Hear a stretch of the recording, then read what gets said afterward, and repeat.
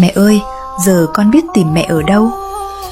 Mẹ ơi, nơi ấy có bình yên, có nghe con gọi giữa đêm dài.